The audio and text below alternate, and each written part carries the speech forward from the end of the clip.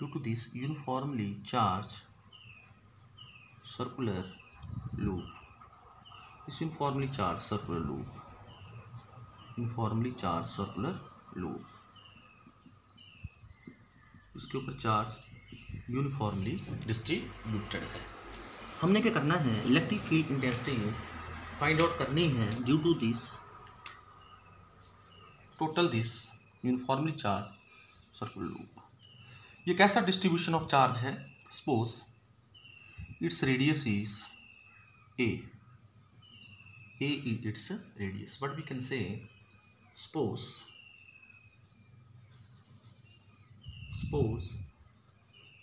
we have uniformly charged circular loop having radius a। तो इसके axis के ऊपर, इसका एक्सिस कैसे होगा? ऐसे होगा। This is the axis of this ring. तो हमने यहाँ पे कोई पॉइंट P लेना है, वहाँ पर हमने electric field intensity find out करनी है एक्सिस ऑफ दिस रिंग। तो हम एक्सिस ऐसे ले लेते हैं, this is our axis of the this circular loop. We will take here point P, this angle is 90 degree. Now what about this? This is the linear charge distribution. This is the linear charge distribution. What is linear charge density? That we know. Suppose lambda is the linear charge density. Lambda is the linear charge density. अब linear charge density lambda लेंगे, क्योंकि यहाँ पे surface के ऊपर नहीं है, यहाँ पर इसके लेंथ के ऊपर क्या है? Charge distribution. तो लीनियर चार्ज डिस्ट्रीब्यूशन में लीनियर चार्ज डेंसिटी के बारे में बता चुका हूँ, that is equal to Q upon L।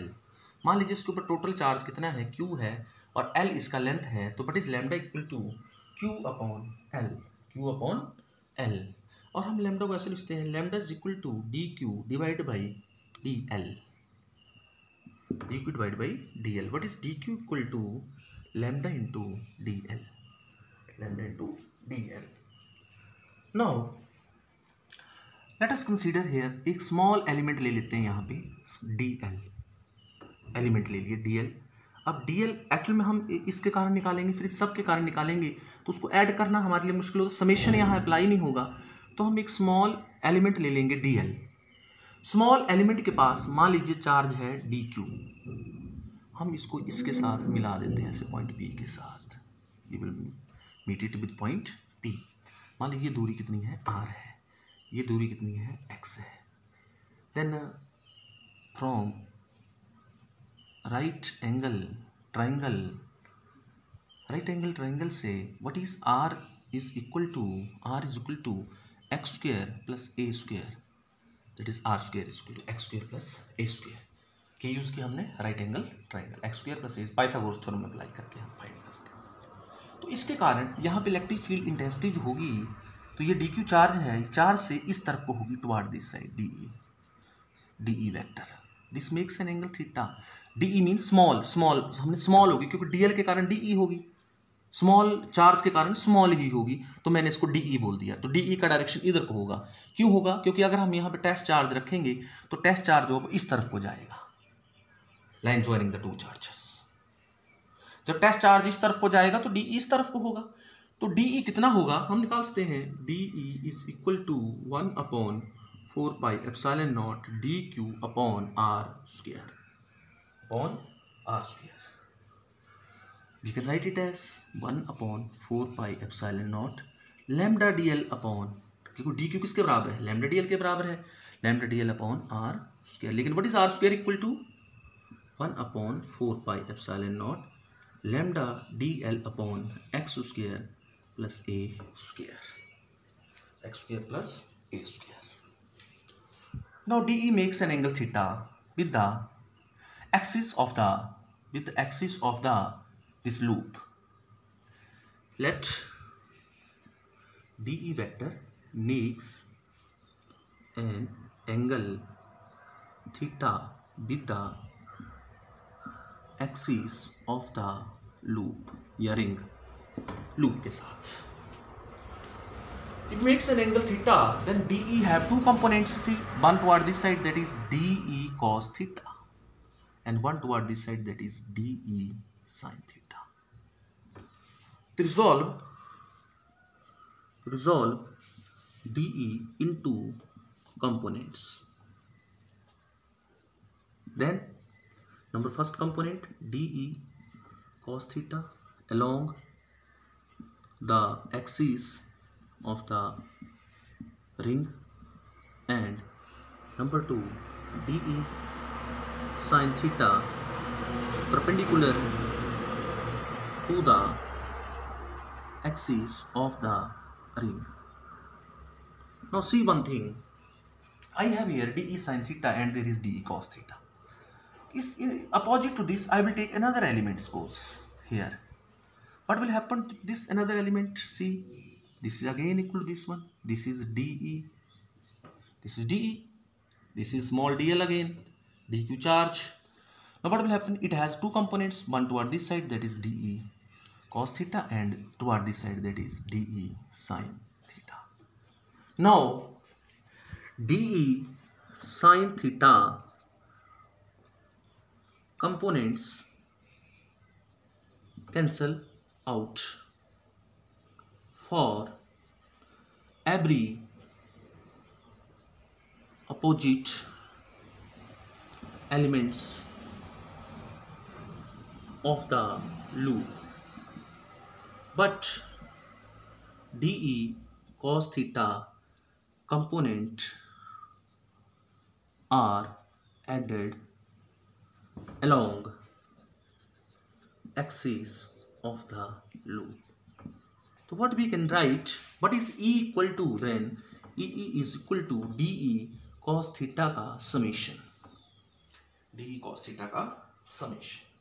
लेकिन यहाँ पे तो समेशन हो नहीं सकता क्योंकि हमें पता नहीं है कि DE cos theta कितना है. तो यहाँ पर क्या होगी? Integration DE cos theta, DE cos theta for whole ring के लिए, whole ring. Now we have to substitute the value of DE. तो हम क्या करेंगे? DE की वैल्यू यहाँ पे सब्स्टिट्यूट कर देंगे. क्या आ जाएगा? E is equal to total electric field in density is equal to integration whole ring DE की value 1/4 pi epsilon naught lambda into DL upon x square plus a square into cos theta.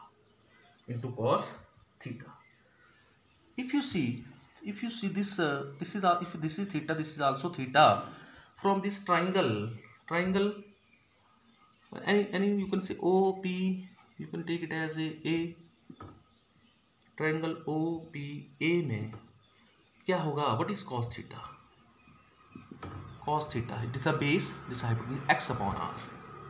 X upon r means x upon x square plus a square का under root. हम इस value को यहाँ पे substitute कर देंगे तो हमारे पास क्या आ जाएगा? What will be got? जो हमारा 1/c few terms that comes outside, जैसे हमारा lambda DL lambda upon 4 pi epsilon naught, it comes outside the integration because these are the constants. अंदर क्या बच जाएगा आपके पास? दैट इज लैम्डा को भी अंदर रहने दीजिए. You will got lambda into DL upon x square plus a square into x upon x square plus a square का पावर 1/2 की पावर 1/2 आ जाए. You will got power into 1/2. So what will you got here? Lambda into x को बाहर ले आइए, lambda x upon 4 pi epsilon naught. अंदर क्या बच गया? X upon x square plus a square का power 3/2. X upon into DL. X भी बाहर आता है. You will got lambda x तो मैंने पहले बाहर ले लिया 1 अपॉन दिस का DL. ये भी constant, it becomes outside the integration also. Whole ring लिखना जरूरी है. होल रिंग, टोटल रिंग का। तो यहाँ पे हमारे पास क्या आ जाएगा, lambda x upon 4πε0 x square plus a square का power 3/2 into integral of whole ring के इंटीग्रल। लेकिन हमें पता है what is integral whole ring dl, that is equal to 2πa, because 2πa is its total length, तो 2πa circumference of this ring, that is 2πa। तो हम इस value को यहाँ सब्स्टिट्यूट कर देंगे, will got lambda x upon 4πε0 into 2πa upon x square plus a square का power 3/2। लेकिन if this is for the ring, we know lambda is equal to charge Q upon L, लेकिन in this case Q upon L is equal to 2πa, then what is Q equal to lambda into 2πa? So in place of lambda into 2πa, what we can write? We can write lambda into 2πa, that is Q into x divided by 4πε0 x square plus a square की power 3/2. This is the expression for electric field intensity. This is the expression for electric field intensity for a ring or a loop, for a ring or a loop. Now we will do the special case. Special case. Special case. If x is greater than a, what does it mean? See, if the radius of ring is very small than that of the distance, this is very large distance. X is greater than a, means axis of the loop पे point P हमने बहुत दूर ले लिया और ए बहुत छोटा हो गया, तो a can be neglected in front of x. A को क्या करते हैं हम लोग, नेग्लेक्ट करते हैं in front of x. Then what we can write, what is x square plus a square equal to, that is equal to की power 3/2 is equal to x square की पावर 3/2, 2 से 2 cancel, will got x cube.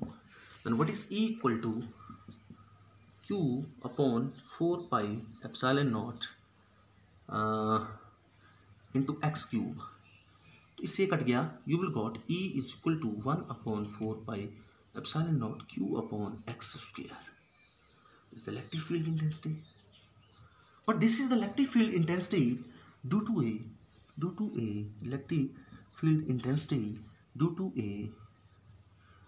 A point charge. It means